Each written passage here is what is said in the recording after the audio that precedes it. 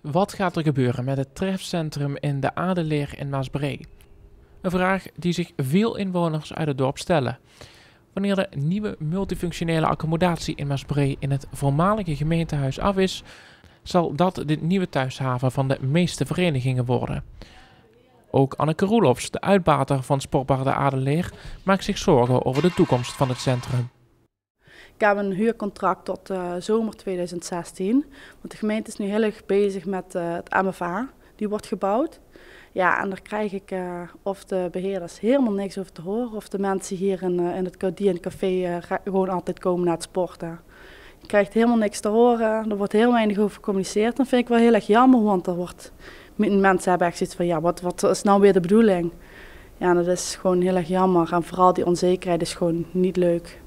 Het huidige centrum verliest haar functie nu verenigingen en de dorpsdagvoorziening verhuizen naar het in aanbouw zijnde MFA, op de locatie aan het Kennedyplein. De bouwwerkzaamheden zijn inmiddels in volle gang. Duidelijkheid wat er met de locatie van de Adelleer gaat gebeuren, is er niet. Ja, in de loop van de tijd had ik toch wel verwacht dat er steeds meer duidelijkheid zou komen. Je begint erin en het is allemaal, het is duidelijk dat mijn contract tot 2016 is, maar wat daarna gaat gebeuren, voor dit is gewoon lastig. Zelf doe ik hier ook gewoon sporten en volley en noem maar op. En zelf kom ik uit Maasbree. En je merkt gewoon heel erg de irritatie en dat gedoe van, ja, er is het nog niet duidelijk hierover. Er wordt zoveel geroddeld, er wordt zoveel over gesproken en er wordt steeds over gezucht. En dat is gewoon, het is gewoon lastig om elke keer die vragen te krijgen van, ja, wat gaat er dan gebeuren? Ja, ik weet nergens wat vanaf.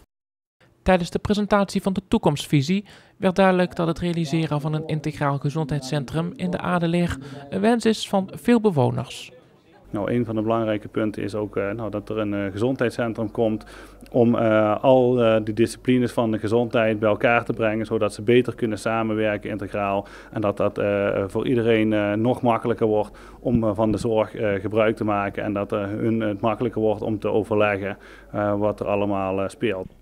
Ja, wat met de Adelleer gaat gebeuren is voor mij een grote vraag. Ook daarover hebben wij, omdat we weten dat er veel belangstelling is vanuit de huisartsen voor het vestigen van een gezondheidscentrum, waarvoor de beste locatie is het Meulenveld helaas moest afvallen, omdat de gemeente de prijs veel te hoog maakte in feite.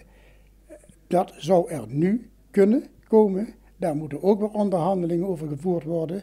Het zou geen slechte zaak zijn, nu er een MFA komt, om goed te kijken wat daar mogelijk is. En ik wil daar graag nog een keer nader op terugkomen. Er wordt hier in Maasbree zoveel afgebroken. Gewoon alles wat met die historie te maken heeft, daar wordt hier gewoon afgebroken. Er is gewoon geen centrum meer over wat nog origineel is van, weet ik veel, van 50 jaar terug. Je ziet gewoon zo weinig van het centrum, heel weinig historie. Hier zitten zoveel verhalen achter als je gewoon hoort hoeveel dat hier aan gedaan is om weer flink aan te werken. Ik ben hier gewoon opgegroeid. En dat vind ik wel heel erg jammer dat alles overal waar ik ben geweest, waar ik ben opgegroeid, ja, die gebouwen zijn er al niet meer. En dat zou ik heel erg jammer vinden als dit gebouw er dan ook niet meer is. Voorlopig blijft de sportbar gewoon open. Volgend jaar april wordt het nieuwe MFA in gebruik genomen. Dan moet ook duidelijk zijn wat er met de Adelleer gaat gebeuren.